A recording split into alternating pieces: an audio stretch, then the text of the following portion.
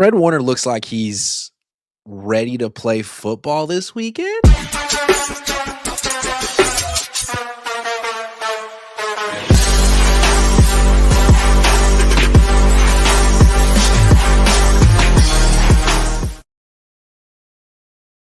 What's up? Good evening. Welcome to Cohn and LaRocca. I'm Grant Cohn. That's Tyler LaRocca. Today was Fred Warner Day at the 49ers. They had a big red carpet rollout for him, essentially. I mean, he spoke in the locker room. He practiced. Everyone got video of it.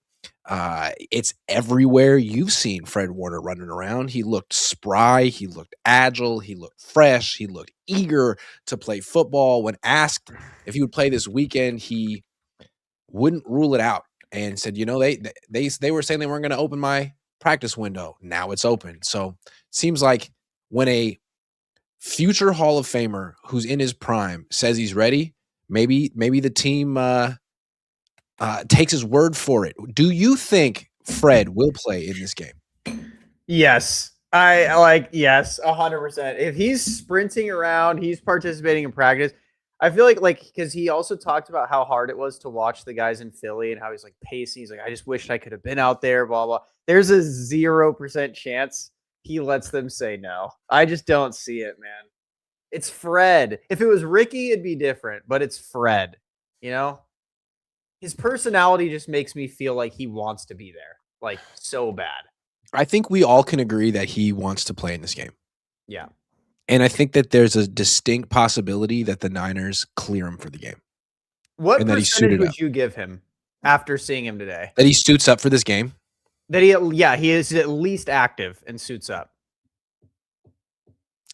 51%. Yeah. 55%. So I was talking about this earlier. Don't you think, even just for the mental game, it would be smart to activate him regardless if he could play or not? Well, yeah, unless he gives you nothing, and then like you're down a player, and that's a guy you would have used on special teams, and that's the reason you lose. Still, though, it seems like you could suit him up, have him on the sideline. He could be on the field for the first play. He could play a little bit and see how it goes. See, he might be ready to go, but he might not be Fred Warner yet. I mean, it's possible. When Dre Greenlaw came back after that long layoff, he looked like Dre Greenlaw for a half, and then he had to leave. When George Kittle came back after that hamstring injury, he didn't quite look like George Kittle at first. He didn't really produce. Maybe Eric Kendricks is better this week than Fred Warner.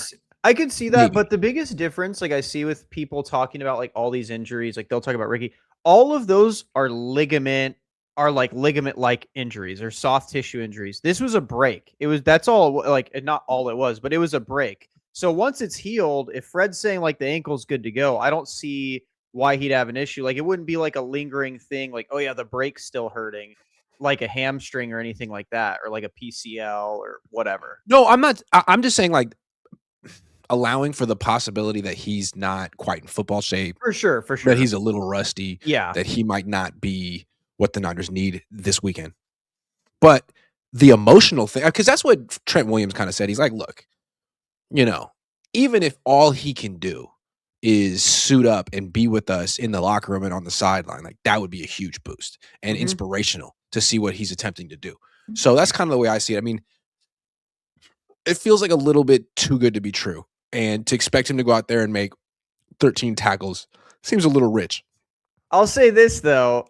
You know what else felt too good to be true was Ray Lewis coming back from a torn bicep in the playoffs to go on a miraculous Super Bowl run and beat the firing 49ers. So I'm just saying, crazier things have happened. Does it scare you at all? Like, of course, the player is going to push to come back as soon as possible. This is a Hall of Fame competitor. Yeah. Really, it's the organization's job to protect the player from himself and make sure that he's really, really, really, really ready. And these are the 49ers we're talking about. I mean, they may or may not be subjecting their players to toxic EMF waves daily. Dude, this combo is crazy. You know what I mean? So I'm just saying, like, maybe of all the organizations, this is the one that might want to be a little self-aware and say, do we want to potentially do this again? Yeah. I mean, so again, here's my thing is with Fred, again, if it wasn't a break, like say it was like I don't know the equivalent. Like say he had like a really bad calf strain, right? Or something like that. I would be, yes, a little bit more cautious, but it's like when a break is healed, the break is healed. There's nothing else besides, like you said, being out of football shape that could really, I guess, deter him. And at the end of the day, I think the way the organization looks at it is like, well, if Fred's back at full speed, even a 90% Fred's, and this isn't even an insult to Eric Kendricks, a 90% Fred's better than Eric Kendricks. So it's like we only have at the very like most, we have 3 Assuming he's games left. 90%. Yes, exactly. But at the very best, or at the very worst, I guess, with games to be played, you have 3 games left. So it's like, I feel like the argument you would make though for Warner is like over Bethune is like, look, even if Warner isn't physically himself, just his veteran presence, his yeah, communication. I mean, ever since Bethune's been the middle linebacker, the defense can't stop a screen pass. Like yeah. that won't happen with Warner on the field. And I think with Kendricks, he has a lot of that as well. I mean, he's Mhm. very experienced and he can do those things. He's not the player Fred Warner is when Fred Warner is Fred Warner, but man, he just had a hell of a game against, But why couldn't he some play really with good Fred? players. Why What's couldn't he that? play with him? It's a good question. Why couldn't he? Yeah. I feel like he's probably played every linebacker position at some point in his career. Well, he was saying Mike isn't his natural He position. did say that. So, yeah, I think I think switching him to his other position would be fine. I think Wallows did good too. I think it's one of those things where it's Maybe like, those are your 3 linebackers, and you say Luke Gifford, thank you very much. D Winners, good luck. yeah, I would love that. So I think, I don't know, man. It feels so good if Fred can come back. I'm a little too emotional about it though. Like I would want Fred out there if he says he could play. I'd be like, yeah. I feel like Kyle and Saleh are thinking the same thing. Like if Fred tells me he can play, I'm not going to say no, Fred.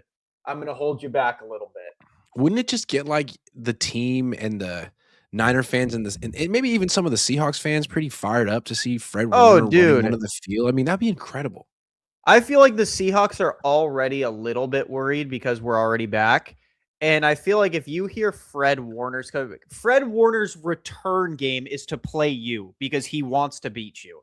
That's not really a game I want a piece of. And like, couldn't you do it like, all right, Fred Warner is suiting up. Fred Warner is being announced. Yeah. Fred Warner is not on the field for the first drive. We're not playing Fred Warner yet. Okay. But we're holding him right here. He's right here.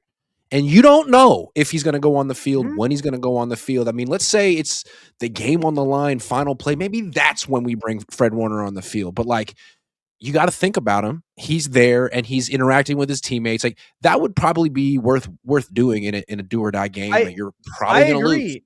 I was saying that they should 100% activate him because Yeah. I think they're game planning right now for Eric Kendricks and Garrett Wallow. The second you hear on Friday or Sunday, yeah, Fred Warner's activated, you're like, oh, well, that game plan's a bit of a mess now because maybe they were planning on targeting the middle of the field with where the linebacker should have been. And it's like all of a sudden with Fred back, it's like, I mean, you can try Fred, sure, go ahead. Like you could try, but I probably wouldn't recommend it. And so it kind of like messes up your game plan. Like you said, like, or what if they do put him out for the first series and just see how he does? And it's like, damn, are we gonna have to play against Fred all game? And then it's like, okay, well now Eric Kendricks is in. It's like, okay, well now what script do we go with? So I don't know. I want Fred to be active so bad. I think he has to be. Rylan Powell, $2. Thank you. Todd Labor says, happy belated birthday, Grant. What did you do for your birthday? Go Niners beat Seattle.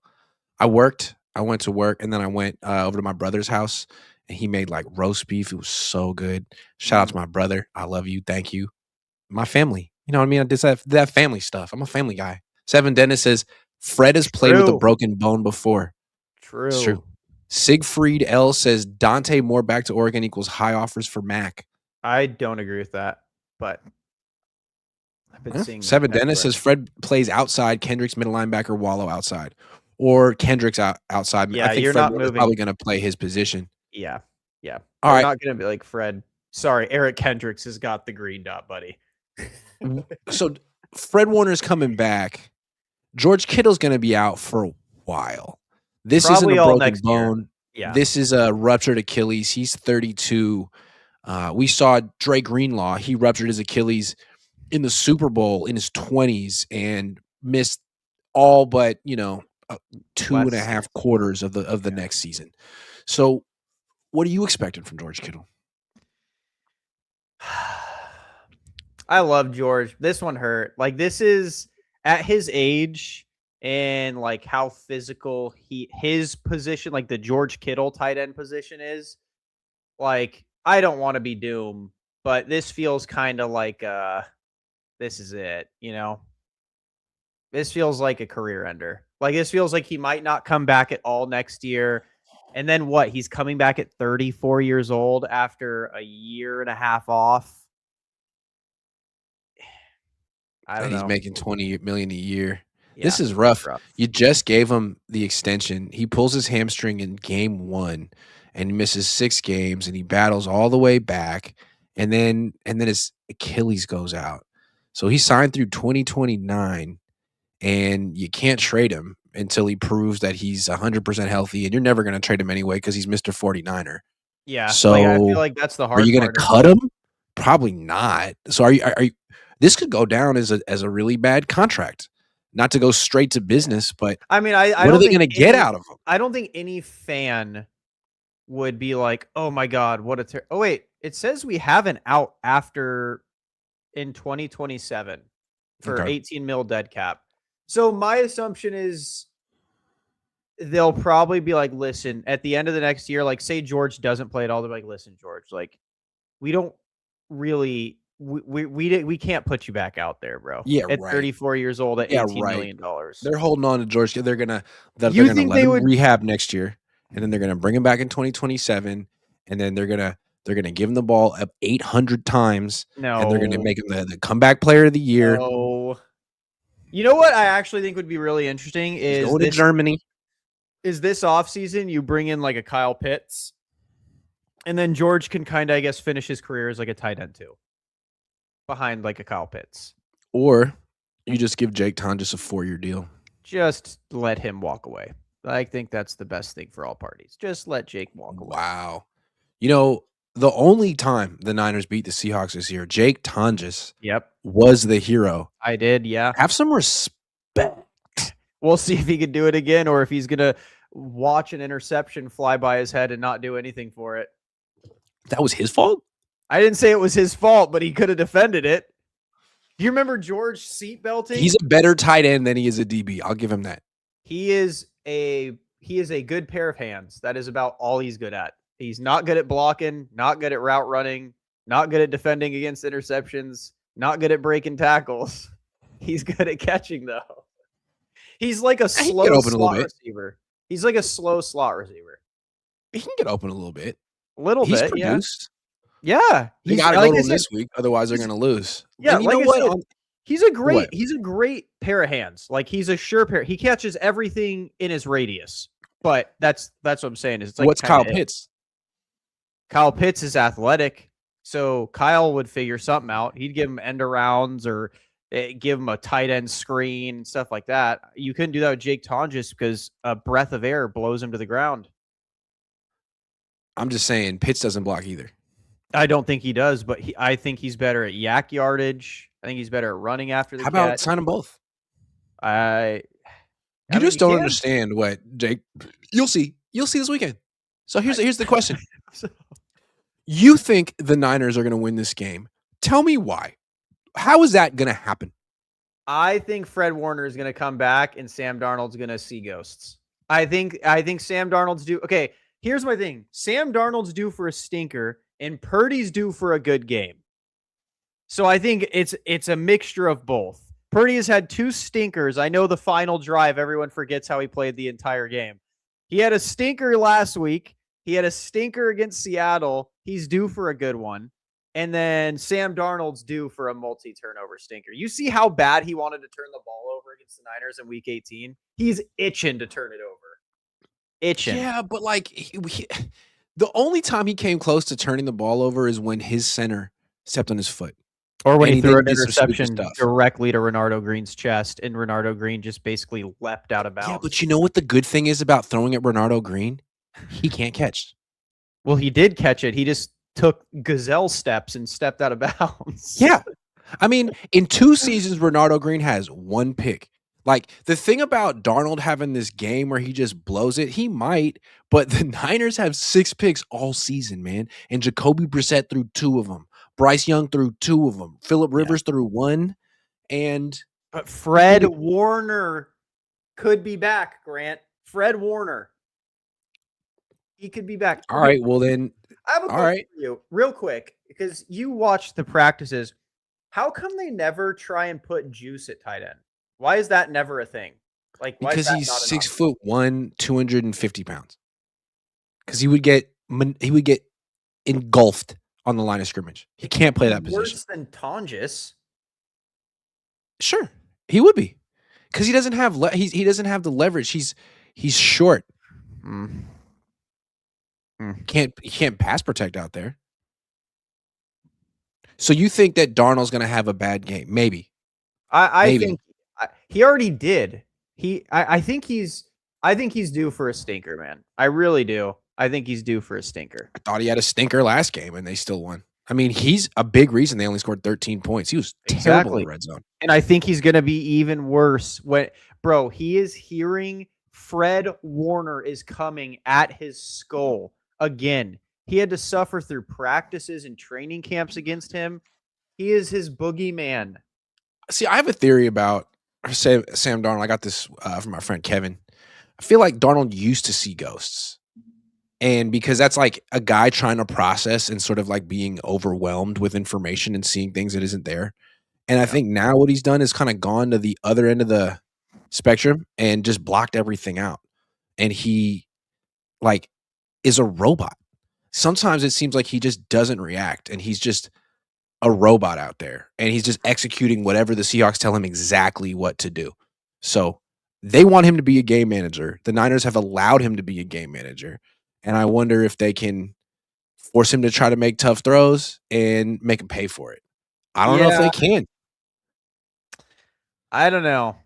I mean, I think they can't. They need to sell out for the run, too. Like, they really need to sell out for the run. What I liked a lot that they did against the Eagles, that I was saying I wish they did more against Sam Darnold, was they did a lot of, like, cover zero press blitzing, where they just let Renardo Green and Demo and Upton Stout line up straight up on the line. And they're like, this is what we're bringing. Beat us with your arm. And I want them to do that with Sam. Doesn't it feel like to me, the Niners cornerbacks are better suited for man coverage than zone 100%. Coverage? They are, right? Renardo and Demo are press man corners. They are not. Yes. Yeah. And they all have strength and they can trail and they can break passes up, but none of them are necessarily like playmakers in zone coverage. Yes. 100%. So, it just seems to me like on third down, on first and second, if you want to play zone because that's your system, then fine. But on third down, you got to be playing press man, especially on 3rd and 3 to 6, and bring a 5th rusher. Like you have the matchup advantage across the board. Yeah. Except for JSN, who you can bracket. Yeah.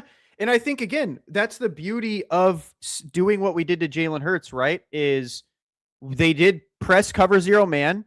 And Jalen Hurts like, well, I have A.J. Brown, I have Devon Smith, but you just kind of like it wigs them out because they don't know what to do. So it's like, I'll just throw it over here. And Sam Darnold's not good under pressure. So, okay, make him try and throw to JSN. What's he going to throw?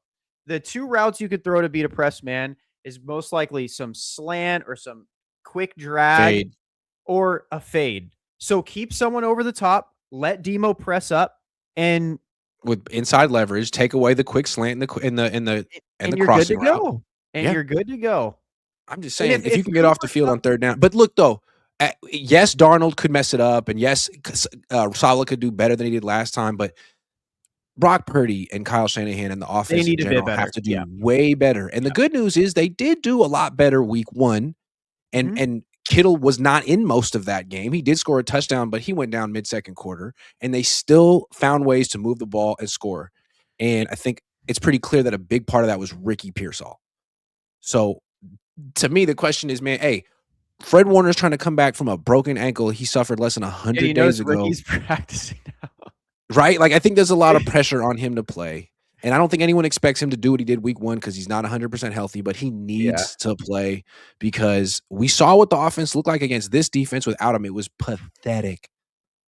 They really well, and also again, I'm not going to let Purdy off the hook. He had a lot of open guys against Seattle in Week 18. In the flat, Exactly. I mean, but he that's didn't have anyone down the field. Like, that's where Ricky could really help. sure. But that's what I'm Yeah. saying is like if they just used the Cleveland game plan Week 18 against Seattle, they would have won. Or week 5 against the Rams, what Yes, Mac Jones did to that, just yes. check it down. Yes, Mike McDonald was daring you to. He was like, "Yeah, it's Yeah. wide open. Go ahead. I don't Yep. think you're going to throw it," and he didn't throw it. Mac Jones would. And Mac Jones would, and Purdy, and that was the only There's thing a lot that of pressure wasn't. on Purdy, man. There's a lot of pressure on Purdy, dude. You gotta be patient. You can't be greedy. You can't throw picks, dude, because Darnold probably isn't. Darnold's over there being very, very careful. You can't throw any picks. You can't be the reason they lose because Tyler and I are going to talk about Mac Jones all offseason because this is the kind of game that the kind of game plan he theoretically could pull off. We need you to throw 49 checkdowns. Can you do it, Brock? This is where you prove if you're elite. Like everyone's giving him credit for Philly. He didn't play well against Philly. He had a great final drive. That's it. He had a good first drive, a good final drive. Everything in between was bad. Correct. And then Seattle, he played bad. So now this week you get another chance to redeem yourself. And this is where you prove, am I worth $256 million? When it comes to elite defenses, can you perform at a good level? I'm not saying, but I also want to bring it back to Ricky Pearsall. Like, this is your opportunity to prove you're worth the first round pick because it's such a good defense.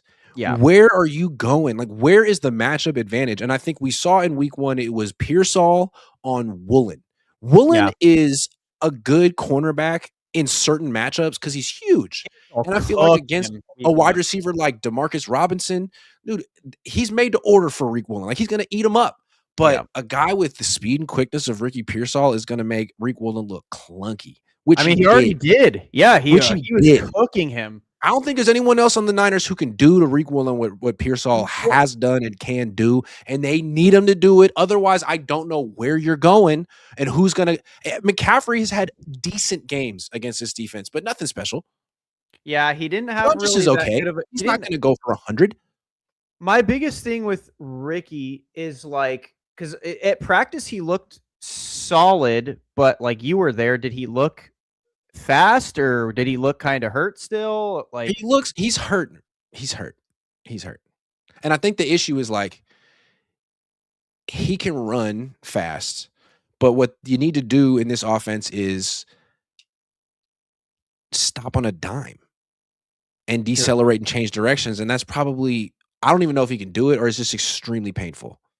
And then when he gets tackled the one time and goes to the ground, he limps off the field. So I don't know. I so badly wish they just let Jordan Watkins play, man. I feel like Jordan Watkins is so needed right now. He's so needed with that speed. Or Jacob Cowing. It's not Sky Moore. Sky can't do that. He's a returner. Not that fast. Like he's fast when he has a running start, like in a kickoff. He's fast with the ball in his hands. Yeah, but like Jordan Watkins, Jacob Cowing, Ricky, they have that like burst, that off the line, like I'm just gonna blow by you. Whereas, we just need like even the first throw Purdy hit to Demarcus Robinson. The whole time I felt if that was Cowing, Pearsall, or Watkins, that's 6, and it's not even close. That's a house call. But Demarcus Robinson's too slow. He couldn't get it. He had a great game last week. He was so not good against Seattle, and I don't expect him to like all of a sudden go off against that defense. The guy you got to go at is Rick Woolen. And you're going at him with speed and quickness, and there's one guy on this team who has it. No, there's more than one, but there's one guy who'll be active on Sunday who has it. Saturday. Oh, no, maybe they just, like, out of nowhere. Actually, hold up. Jacob Cowing. Isn't OBJ still a free agent? Can't they? Yeah, they could bring him in. Why don't they just snag him real quick? Yeah, sure. B Kirsch 20 says Fred look as good in person as he did on the videos. I think if he can go, he goes. but maybe as LB3 in base or on a pitch count in big moments if he's playing like himself. That's what I think. I think it'll be on a pitch count. I think it'll be I in don't think big they're moments. pitch counting Fred. I just don't see it. I feel like Fred's one of those people like Christian that's going to just be like, I'm not getting off the field. Leave me alone. Sure. I mean, if Fred's out there playing like Fred, then there's no reason to bring him off the field. But if he's not quite himself and he knows it, then there's ways that you can like not expose that to the whole world. Like, hey, Fred, Yeah. go out there and play a shitty game. Yeah. The team. But do you think Fred's going to play a shitty game? Like, come on. Dude, Fred he's a Warner. human being, dude. He's a human being. He's not. He Fred might is a not be god. ready. He is a titan. He is a titan. He's above all. REB559 says, you think Juice will have an impact this weekend? Juice He always better. has an impact. He always has an impact. He's a great player. Did you He's see been Ted actually Wynn, playing who well. does such a great job for the he does a great job, Ted Wynn for the Athletic. He put out a tweet saying that the Niners would not be where they are right now without Juszczyk. Like, hold on, you're telling me that they lost everyone, but this would be the straw that would break the camel's back? Hey, maybe. I don't know. I'm not that smart. Seagar says, countless late nights and heartbreaks from UK if we hit the Super Bowl. I'm flying to SF to reverse the curse. Where are the best places to watch? What? Do I look like I go to bars to watch Niner games? I haven't been to a bar to watch a Niner game since I was in college. I would say go to the stadium and tailgate. I don't know. Yeah. I don't know. You live in Dallas. Yep. Are there Niner bars there? I don't know. Hell no, there's no Niner bars here. YMG Love Blue says, happy late birthday, Grant. Thank you. I've been watching since Super Bowl 19, your comedic videos with your football analyst is one of one. Got me through a lot of tough times in my life. I look forward to every stream. You the GOAT, man. Thank you, man. I appreciate it. Love it. Los Mob 415 says, Grantavious Cohn, the 49ers GOAT. Millie Ticket says, trade Tyler. Oh, what would we get for him? Probably a lot. Who's worth more, Mac Jones or Tyler? Mark McAdams says they need to move the pocket for Purdy so he can see downfield and not be surrounded by trees thrown off his back foot. Happy birthday, Grant. Yeah, he definitely should not be thrown off his back foot in the pocket ever. That's much easier said than done. Just move the pocket against Seattle's defensive line, guys. Just hold up. Just hold on to him, man. Don't let them collapse on Purdy. All right, we're going to talk about if they lose in a second, but first it's time to shout out AG1. This week's, you know about AG1? You don't know about AG1. This is sustainable.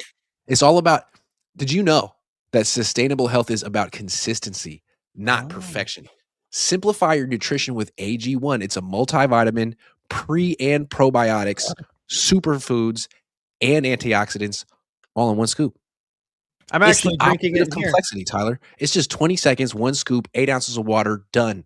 Drink it first thing in the morning before coffee, before checking your phone. I know you like to check your phone first thing in the morning. I've seen what you do. This will become a micro habit that anchors everything else. And guess what? There's a new next gen formula. They've added more vitamins and more minerals than ever. Oh, and they're clinically proven to fill common nutrient gaps. And I know you got those gaps. I see those gaps. I drink. I don't want you to have those gaps, Tyler. I drink AG1. Tell me about it. It's delicious. It tastes great. I throw it in smoothies, actually. How long you been an AG1 addict? 2 years. Oh my goodness. I was trying to figure out when I got it first, but yeah, I stopped doing multivitamins, just do AG1. How much healthier are you? Oh my gosh, I'm so much healthier. I have a 6-pack. It's crazy. I bench press 250. It's nuts. Do you feel better though? Seriously? Yes. You actually feel healthier. I do. I feel my stomach feels good. Gut health is good. It's amazing. Dude, regularity. Oh, okay. Anyway, AG1 has over 50,000 verified 5-star reviews and comes with a 90-day money-back guarantee. So go to drinkag1.com/Cohn to get their best offer. For a limited time only, get a free AG1 duffel bag and a free AG1 welcome kit with your first subscription order. Only while supplies last. That's drinkag1.com/Cohn. Drinkag1.com/Cohn. I don't even have the duffel bag, Tyler. That's messed up. That's messed up. They didn't send you. I you love a duffel bag, dude. Well, go to drinkag1.com/Cohn and get a duffel bag and a welcome bag. Who uses duffel bags? Athletes, ballers, yeah, people with millionaires. Where's the duffel bag? What's in the duffel bag? Probably straight up cash. Gym goers. $100,000. All right, here's the question. If the 49ers lose, which you don't think they will, but in a world where the 49ers don't beat the Seahawks in Seattle this weekend, should they just completely reset? I think it might be time to reset with Kyle and Purdy. Like, if you think about it, right? Christian McCaffrey is going to be 31 next year. 30. 30. So a 30-year-old running back. You got George Kittle with an Achilles injury. You have Nick Bosa has he's hurt his ACLs like 2 or 3 times now. You got Trent, who's most likely going to retire, is my assumption. You have a lot of holes on the team. I feel like at that point, it's time to like maybe look to move off of like a Nick Bosa, hoard some picks, and just hit a quick retooling, reset, whatever you want to call it. People hate the word rebuild. Retool the team with some younger talent, less injured talent. Trade Ricky Pearsall for a 5th, 6th round pick. Get a healthier receiver. I feel like it's time. I feel like the roster is just kind of getting older. If you don't really do it this year, are you really going to do it next year? Probably not. Is it blasphemous to say that maybe Christian McCaffrey would be the one that you would trade? I would also look to move him. Yeah, I would. Like, look, dude, you're a hell of a player, but we really used you irresponsibly this year. We gave you like 420 something touches, and we don't want to stick around and wait to see what happens. Because we got a bad feeling about this. The last time you had this many touches, you didn't play the next year, and George Kittle just tore his Achilles, and we don't want to. I'm just maybe him, because it's like, look, he had a great year for a 29-year-old running back, but I just wouldn't imagine he could duplicate it again next year. Both though? Why not both him and Nick? Like, I'd move both. And the thing is, like, Christian hasn't gotten hurt yet, so he's movable. Bosa coming off a 3rd ACL. While rehabbing, I mean, he might have to like play a month before a team would give you like what you really want for him. I mean, and even if they win, like, right, say they win the Super Bowl, even then, why wouldn't you hit a reset? It's like, okay, we did it. We did it with this roster. The mission accomplished. Because, bro, you really think Christian McCaffrey's going to last another year at 400 something carries, most touches in NFL history again? I don't think any fan like same with Trent, right? Like, he's playing right now, but he's got a messed up hamstring. He's not 100%. Like, if they're in the playoffs next year, he won't be 100%. I mean, George won't be back. Yeah, Nick. I mean, dude, Nick's how good is he even going to be at this point? And like the fact that you've gone this far without Nick, without Fred, and without George for long stretches, doesn't that give you more confidence that all you really need is Kyle and Brock? And a great defensive coordinator, a really good defensive coordinator, and you can figure out the rest. I mean, as long as you can make it work with Eric Kendricks and Demarcus Robinson, then what's the big deal?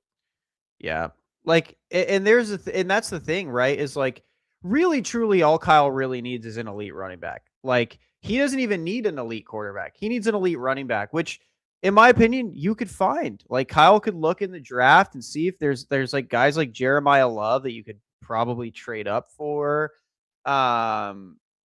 There's probably going to be guys that are going to be looked to be shopped by other teams. I don't know who, but it's just one of those things where it's like the roster is getting older. So if you don't do it this year, is next year that realistic? Like, I feel like this year Christian's putting all of his body, his energy, everything he's got into this year. Like, it's kind of reminds me of like Chris Paul's year with the Phoenix Suns. It's like, this is going to be, I think, his last year at peak form where he can handle 400,000 touches. And then it's not going to be the same next year. What I'm afraid is that this is going to be kind of like last year or 2 years ago, where they like make it far, but not quite all the way. And they tell themselves like, oh man, we just got to run it back because we were so close. And next year we'll have all these guys coming back and they'll fall apart next year. Like, that's what happened in 2024. My assumption is with all these guys who are too old, and then you got problems. I don't know. My assumption is if they lose this game, they could be like, you know what? It was a good story. It was a good ride, but like we're definitely not replicating that. We're not getting better. We got to get younger. Yeah. And I think they alluded to that. Like, and I think regardless of the outcome, they're probably going to move on from a vet this offseason, whether that's Christian, Nick, someone like that, because I think you just kind of have to at this point, man. Like, we need to get younger. We have so many holes to fill. Now we need to find wide receiver 1 and wide receiver 2 because BA's gone. Ricky Pearsall has shown this dude is never going to be healthy enough to be a consistent wide receiver 1 or 2. You can't really sign Juwan Jennings back because I just don't think he's been good enough or healthy enough. You still I need got a to hot take with Juwan. I think he's going to get paid. And I don't think the Niners can afford him. maybe. You still have fixed offensive line. Yeah, you still need to find an edge rusher opposite of Nick. So you still need to get safeties. Like, they have a lot of holes. You know, it's a lot of holes to fill. Yeah. Yeah. All right, let's move on. And I want to ask you this. If the Niners win this game, it seems pretty clear with all they don't have, no Kittle and a compromised Pearsall at best, that Brock Purdy's going to have to put the team on his back to a degree. And if they're ever going to win a Super Bowl, Brock Purdy's going to have to really earn that contract. And he's had some great games this year. Against that bad last defenses. drive against Philly was clutch as hell. But is he good enough? Do you think he can put the team on his back this weekend? And do you think he can keep it going after that? This is my worry, and this was my worry that everyone was like, oh, you don't know what you're talking about, was I'm like, the defense is going to have to be the one that's doing most of the legwork again. And that's not good. And shocker, we've seen the last 2 weeks, the defense has had to do most of the legwork. Purdy, this is the game where he has to show up. He has to be like, defense, like, we got you. Like, you have to do that at some point. Our offense was what everyone was hyping up, like, 35 points per game. Oh my gosh, Brock Purdy should be a top 5 quarterback. Some even said he should be an MVP candidate after 5 weeks against the Panthers and Colts and the Bears of the NFL. And then we got hit with a dose of reality when he played top tier defenses. But this is the game, in my opinion, that's going to tell a lot of the story. If he goes in, has another week 18 type game where he just doesn't play well, they get shut down and they lose, I think you see a lot of, we shouldn't have paid him. But if he comes out and wins, like, say he even has like 2 touchdowns, 3 touchdowns, no turnovers, and just takes his check downs, does it simple, and they win. Probably say he's pretty elite at that point. If he's able to do something like that against an elite defense with no Kittle, I'm guessing Ricky will be in there for a couple drives. I got a hot take with Brock.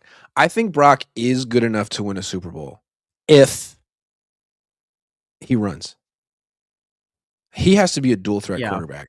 And it's not just scrambles. Like, there needs to be zone reads. Like, he needs to be running for first downs and touchdowns. And he started doing that. Kyle started using him that way in the Cleveland game. And I think that's his path to being elite, and it's his path to being a Super Bowl champion. And if he's only going to be playing from the pocket and behind the line of scrimmage, we've seen what that looks like. That's the problem. Against good defenses, it's mid. But that's the thing is Seattle, good elite defenses don't let you. Yeah. Seattle doesn't. They say, we're going to just keep you in the pocket. That's all we got to do. And he could not scramble against that defense. But on 4th and 1, he's got to be a quarterback sneak threat. He's got to be a zone read threat. And if he's not, and he's not quite fast enough for that, then I don't know. I don't think he's going to make it as a Super Bowl champion playing like Mac Jones. He's not going to be a pocket passer, no. The legs have to be a big, and it's not just behind the line of scrimmage stuff, in my opinion. Yeah, because I agree. You can't win with Brock Purdy throwing 45 passes a game. They never call games like that for Brock. They did for Mac because he's a true pocket passer. Yeah. Brock is not a true pocket passer. Well, and Mac is just decisive, man. He's like, Mac will take what he's given. That's what I said. In week 18, Mac would have won the game. He would have. He's patient. Yep. He would have just taken what he's given, and he would have just. I think Mac would have scored 14 or 15 points against that defense. I agree. He put up 15 against Houston. He would have just checked him down and tortured him that way until they had to switch up their game plan. I think Mike McDonald prefers to play against Purdy because it's an easier game plan. Just keep him in the pocket. He can't see. We're good. And it's one of those, and he can't.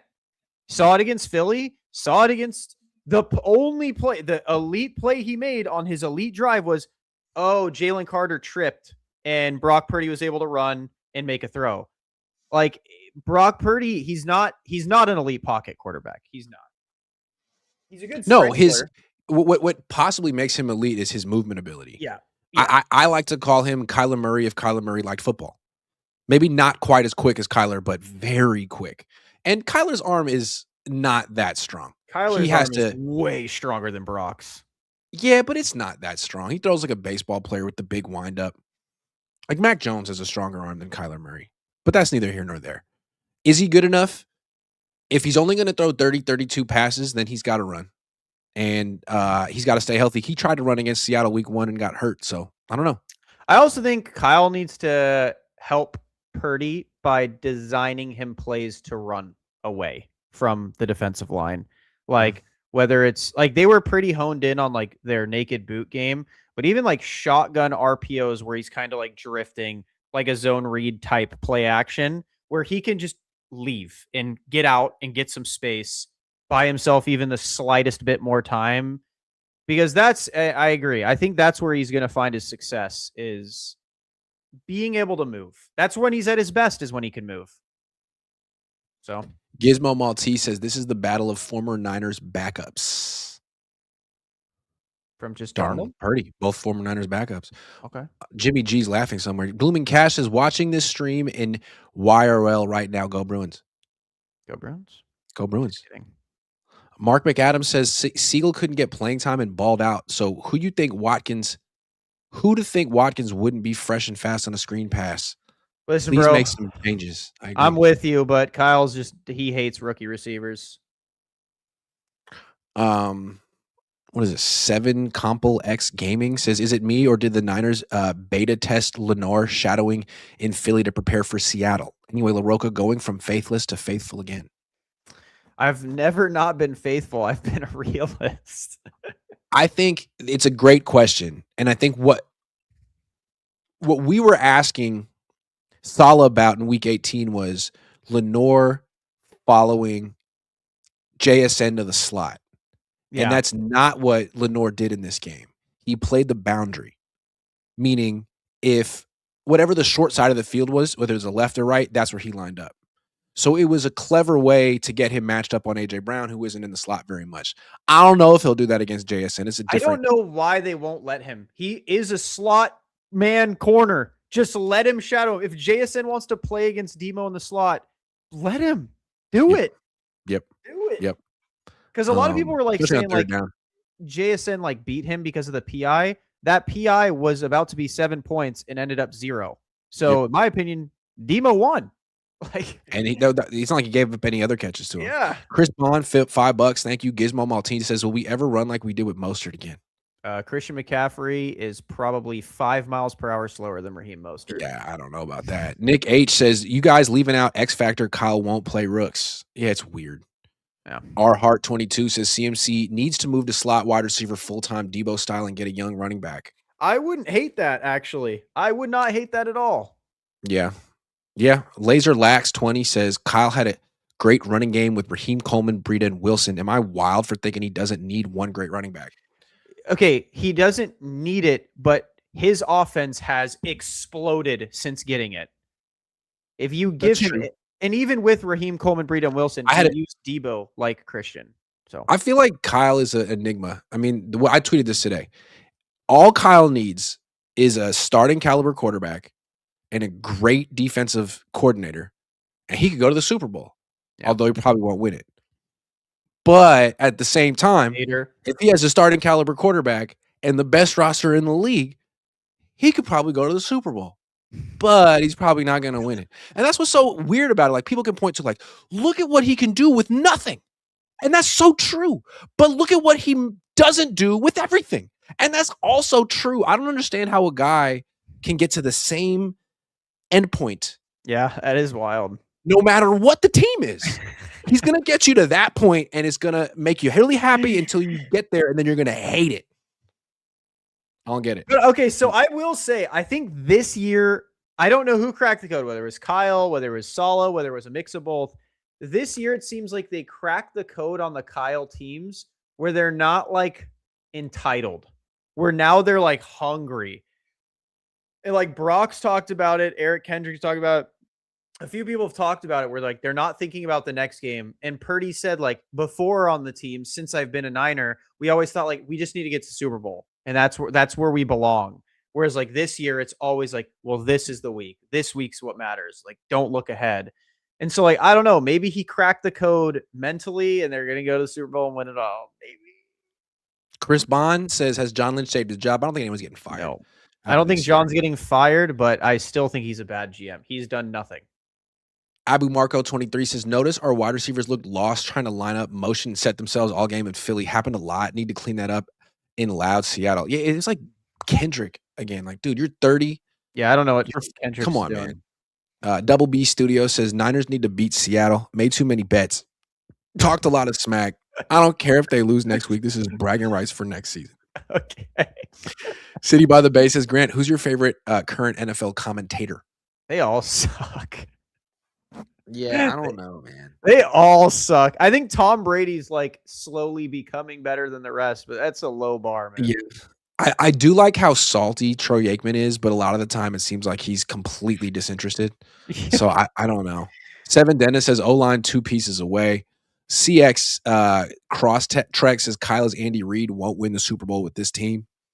Kyle doesn't have a Hall of Fame quarterback that he's playing with though, so Los Mob 415 says package Ricky for JJ. Honestly, I think they'll take that trade straight up.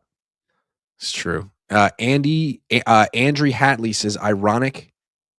It takes Kyle having his stars getting hurt to coach better and have creativity. That is super ironic, and it's definitely been one of the big stories of the season. Although last year he didn't have Christian McCaffrey, he wasn't a freaking shell. Do you think Juwan Jennings is the best quarterback on the roster? He might have the strongest arm. Okay, let's talk Robert Saleh and then we'll do some prize picks. Robert Saleh has options. There's 9 openings.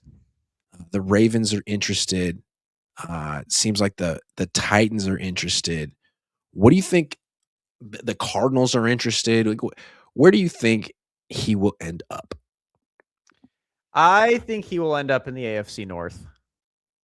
I feel like that's just Saleh. Like that says Saleh are the Ravens, the Steelers, even the Browns to the extent. I feel like that's his style of football. I think my biggest thought is he'll probably go to the Ravens. I think the Ravens and him fit really well together. I feel like they're going to get him or Brian Flores.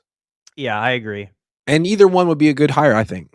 Yeah, because my big thing is I'm going also that your rumor about the Raiders happens, like it's a Flores Dable kind of. Well, all I know is that they want Flores, but that's what I'm saying. The Raiders don't seem like the kind of team that's ever going to get their first choice. So obviously, yeah, if the Ravens offer Flores, no matter how much Tom Brady's kicking and screaming, they're going to say. But I feel like the issue. So here's why I think Saleh would be going there over Flores is because the owner said he needs someone to reach and reinvigorate Lamar. Saleh's energy matches that. Flores's, unless he's completely changed as a human being, doesn't necessarily match that vibe. Yeah, and like if you brought in Flores, then you're probably bringing in Brian Daboll as his offensive coordinator, and like I don't think they'll mesh with Lamar, man. I mean, he coached Josh Allen like a million years ago. I don't know. Yeah. Now, one thing you'd say, like, well, no one wants Brian Daboll to be their head coach ever again, so maybe you'd have some stability there, and Saleh could bring in Mike McDaniel, who could be gone in a year if he has one solid season with Lamar. Or he brings in Clay.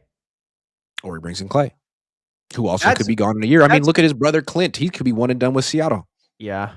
But I don't know. It just feels like Saleh's like such a good fit for that team. Like I was going to say Steelers, but I don't know if Saleh wants to go to another team without a quarterback. Like this team, at least you have leash, right? You have a ton of talent on defense. You have a quarterback. You don't need to do the whole hunt and development. Well, what about Mac? Like he could go to Pittsburgh and say, look, I mean, I just got an up close look at Mac, not just on the field, but in the meetings, on the practice field. Guy's legit. Like he's a he's a not upper level, but like above average starting quarterback in the league in the right system. I'm going to bring the system over. We got DK Metcalf. Like instead of trying to, I mean, they have no options at quarterback. So like, Yeah. I got an option. We got a guy. Yeah. The way I But I kind of think from see it, his perspective, wouldn't you rather get someone that's not Mac Jones? well, Malik Willis is available if people like him. What I was saying, like Lamar or Tennessee, Cam Ward, like he was just the number one pick in the draft. He didn't have a great year, but like, was it his fault? I don't know. My I like Cam Ward. I like Cam Ward. My problem is, does Saleh want to go to another horrible owner that fires people too quickly? There's that. So it's like, I think obviously everyone's waiting till Baltimore picks. I feel like every coaching prospect that feels like they have a chance is not going to sign anything until the Ravens officially pick. And then I think Saleh will go to like a Tennessee or like a Atlanta. Actually, I think could be a good job for Saleh. See, Atlanta's nice. that would be a better job than Arizona. Although Yeah. Arizona's interesting because like he could work out the defense. Yeah. He's doing it with nobody. He'll figure out the defense. But on offense, you got Trey McBride, who's really good.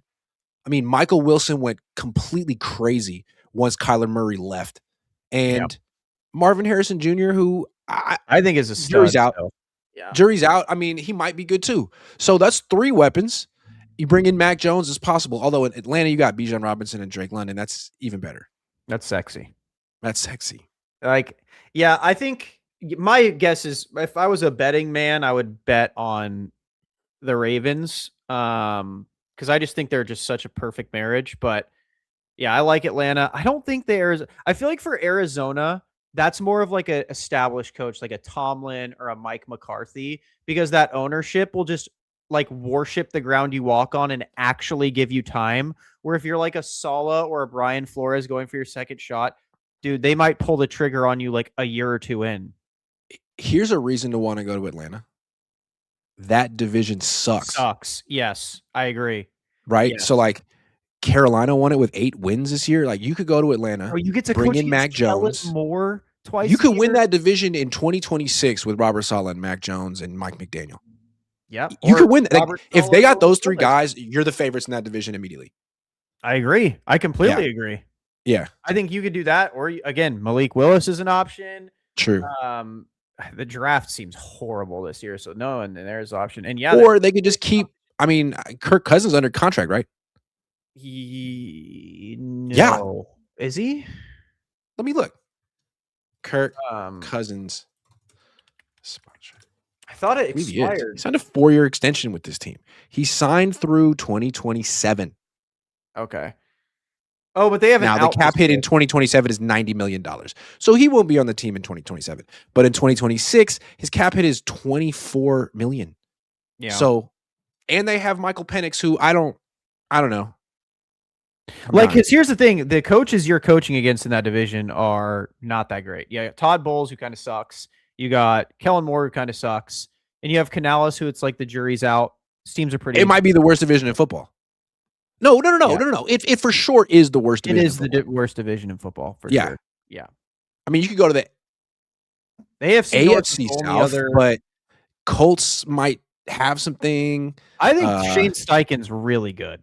I think Shane Steichen's very good. The Houston Texans are pretty good. The Jaguars just won 12 games. Like, think about that. You could either coach against Canales, Moore, and Todd Bowles, or Shane Steichen, D'Amico. Right, and like, why would you want to go to the Cardinals? I mean, the NFC Northwest is the best division. I wouldn't want to take that. I don't want to do that. Because even if you are a good coach, you're still going to get belt to ass like 4 or 5 times a year, like at minimum. Like, you're coaching against Kyle Shanahan and Sean McVay. And Mike McDonald. Nah, I think it's that's rough. It's the Ravens 1 and then maybe Atlanta 2. Yeah. I'm not that excited about the Giants job. There's something off with that team. They want Harbaugh so bad. I don't think they're even looking at anyone. It's not going to work out for him. Enjoy. Yeah. Good luck with that. All right. Let's do where'd you go? There you are. Prize pick time. We're getting out of here. Pass yards. Brock Purdy, 230.5 for your favorite player of all time. Look at that, Seattle. Oh my God. We're going less. Less? I'm going to I say think we Brock got Purdy it. proves he's not elite, proves me right. Darnold, Oh, 23, look at that. 234.5. Going less. Oh, it's going to be like that this weekend. Rush yards, Charbonnet, 47.5. Look at that. We're going more. CMC, 54.5. Oh my God. He ran for 23. We're going less. Yeah.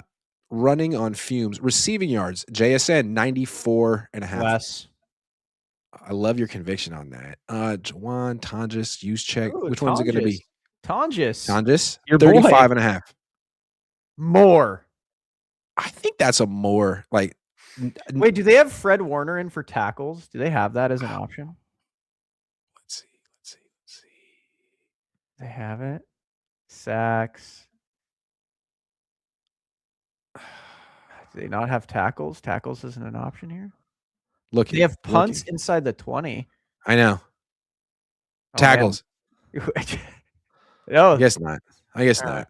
These are still good though. These are the Tyler picks. We're gonna flex them. We're gonna put down, let's say 50, just because it's the playoffs. Hold on. You want to know something great? Is 50. my playoff picks are so far 100%. Haven't missed.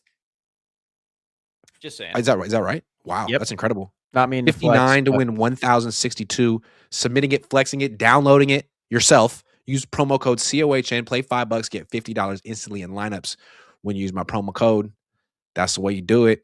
One more thing. Laser Lax 20 says, here is one type of team he's never had, though. A team with an elite O-line. What does that type of team look like for Kyle? Kyle needs to prioritize it. Yeah, he doesn't. That's what Ben Johnson wants, not him. Abu Marco 23 says, Eagles chose to be matched up with the Niners, and who can blame them at the time?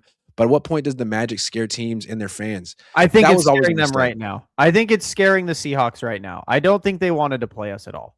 They wanted to play the Rams, who barely escaped the Panthers, not the 49ers, who just beat the defending Super Bowl champions. Yeah. All right. I got a dip. Tyler, great stuff as always. Niner fans, good luck. You're a Niner fan too. Don't try and exclude yourself. You know you love this. Enjoy. I'm emotionally detached.